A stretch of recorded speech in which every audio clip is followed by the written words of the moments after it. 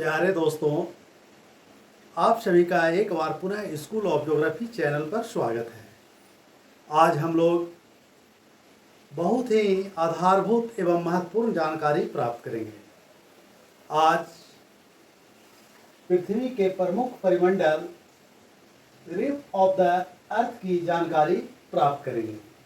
इसके अंतर्गत पृथ्वी के प्रमुख परिमंडल स्थलमंडल, लिथोस्फीयर, जलमंडल, हाइड्रोस्फीयर, वायुमंडल, एटमॉस्फेयर को शामिल करते हैं। ये तीनों पृथ्वी के परिमंडल जहाँ मिलते हैं, जहाँ जीवन का विकास होता है, जीव जंतु वनस्पति आदि का विकास होता है, उसे जैव मंडल, बायोस्फीयर कहते हैं। आप यहाँ देख रहे हैं स्थलमंडल, जलमंडल और वायुमंडल, ये तीनों जिस जगह पर मिल रहा है उसे ही जैव मंडल, बायोस्फीयर इस भाग को कहते हैं, क्योंकि इसी भाग में जीवन का, वनस्पति का विकास होता है। लेकिन इसको जानने से पहले भूआकृति विज्ञान, जियोमॉर्फोलॉजी में स्थलमंडल के बारे में जानने का प्रयास करते हैं। यहाँ यह समझ लेना अति आवश्यक है, क्योंकि जब विश्व का क्षेत्रीय अध्ययन करेंगे या विश्व की स्थलाकृतियों का अध्ययन करेंगे तो वहाँ इसकी जरूरत महसूस होगी। भूआकृति विज्ञान भूमि की आकृति से संबंधित है। जियो मतलब भूमि, मॉर्फोलॉजी यानी आकृति का अध्ययन, भूमि की आकृति के अध्ययन को कहते हैं। भूगोल में वैसे भी जब पृथ्वी के बाहरी स्वरूप का अध्ययन करते हैं तो वो जियोमॉर्फोलॉजी, भूआकृति विज्ञान कहलाता है। और जब पृथ्वी के आंतरिक बनावट या उसकी संरचना का अध्ययन करते हैं या उससे संबंधित बातों का अध्ययन करते हैं तो वह जियोफिजिक्स, भूभौतिकी कहलाता है। तो भूआकृति विज्ञान के दृष्टिकोण से पृथ्वी के प्रमुख परिमंडल स्थलमंडल, लिथोस्फीयर को 3 प्रकार की स्थलाकृतिक श्रेणियों में बांटते हैं।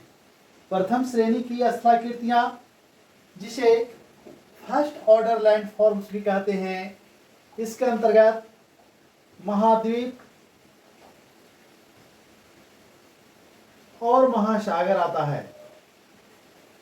कॉन्टिनेंट एवं ओशन, महाद्वीप एवं महासागर पर विकसित होने वाली आकृतियां, स्थलाकृतियां, जिसे द्वितीय श्रेणी, सेकेंड ऑर्डर लैंडफॉर्म कहते हैं। पर्वत, पठार एवं मैदान है।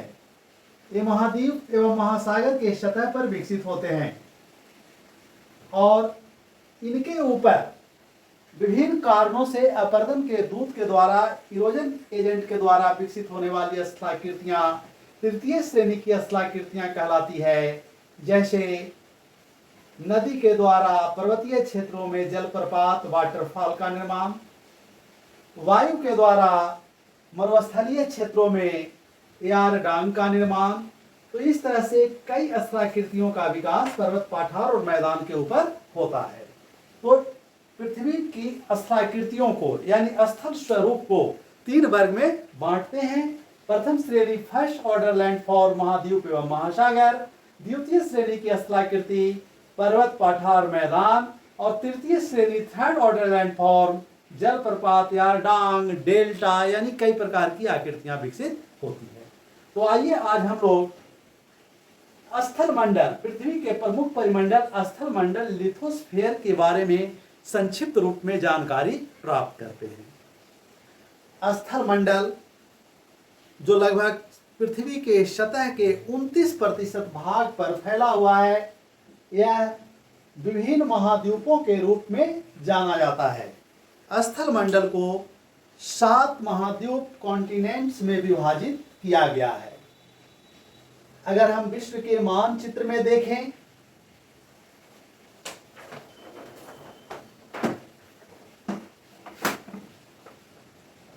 तो इस मानचित्र में ये जो रंगीन भाग दिखाई दे रहा है सब स्थल है, और इन स्थलीय भागों को महाद्वीप में विभाजित कर दिया गया है।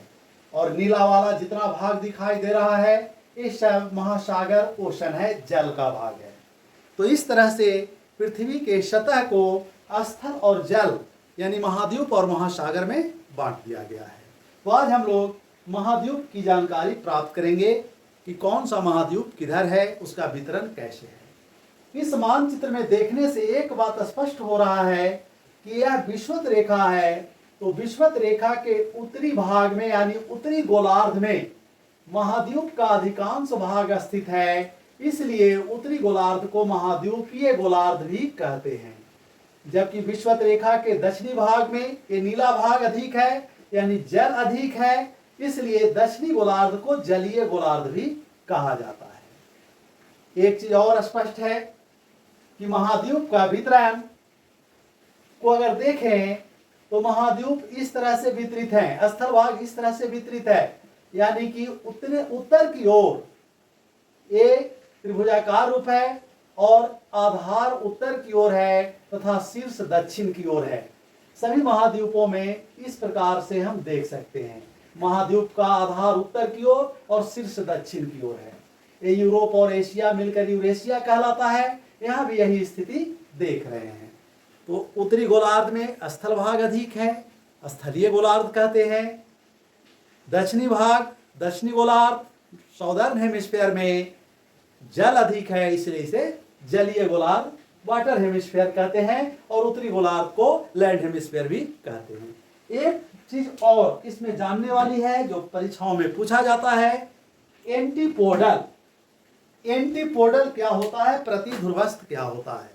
तो अगर हम इस ग्लोब को देखते हैं तो एंटीपोडल प्रतिध्रुवस्थ का अर्थ है कि पृथ्वी पर जल और स्थल का वितरण इस प्रकार की है कि जल के विपरीत दिशा में स्थल है और स्थल के विपरीत दिशा में जल है, और इसे ही प्रतिध्रुवस्थ एंटीपोडल कहते हैं। जैसे ये पृथ्वी का मॉडल ग्लोब है और दक्षिणी गोलार्ध स्थल है, अंटार्कटिका महाद्वीप इस पर स्थित है, और दक्षिणी गोलार्ध के विपरीत उत्तर में आते हैं उत्तरी गोलार्ध। यह उत्तरी गोलार्ध जलीय भाग है, ठंड के कारण यहाँ जल बर्फ के रूप में बदला हुआ है, हिम से ढका हुआ है।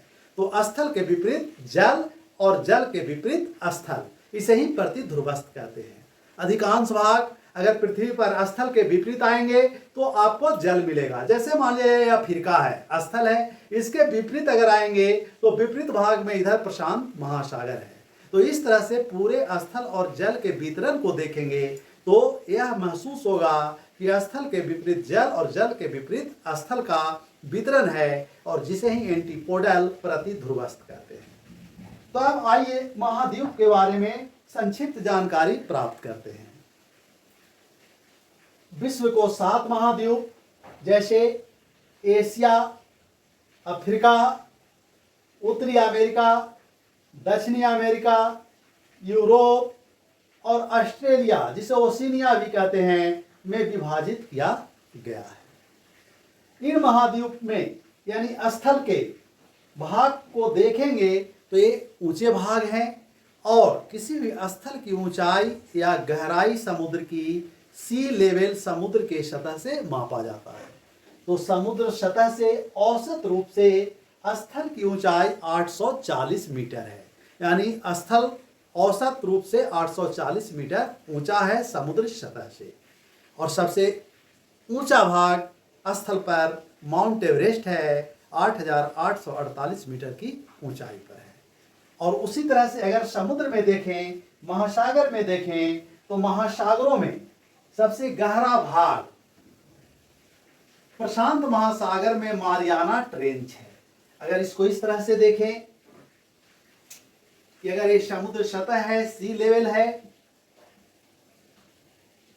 तो सबसे ऊंचा भाग 8,848 मीटर माउंट एवरेस्ट है, हिमालय की पर्वत चोटी, और सबसे गहरा भाग प्रशांत महासागर में 11,022 मीटर मारियाना गर्त मारियाना ट्रेंच है, खाई है, मारियाना गर्त है। तो ये सबसे ऊंचा और सबसे नीचा भाग है। लगभग 8,848 मीटर और 11,022 मीटर, लगभग 20 किलोमीटर का अंतर है ऊंचाई और गहराई में। तो इस तरह से असमान रूप से स्थल का वितरण है, कहीं अधिक ऊंचा है और कहीं कम ऊंचा है। तो ये स्थल महाद्वीपों के रूप में वितरित हैं।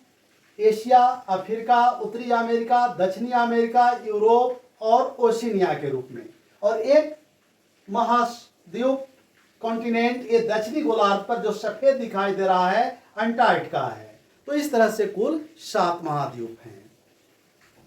हम लोग अगले वीडियो में इन महाद्वीपों की विशेषताओं को देखेंगे कि कौन बड़ा है, कौन छोटा है, किसके किस दिशा में कौन सा महाद्वीप स्थित है। बहुत बहुत धन्यवाद। Thank you.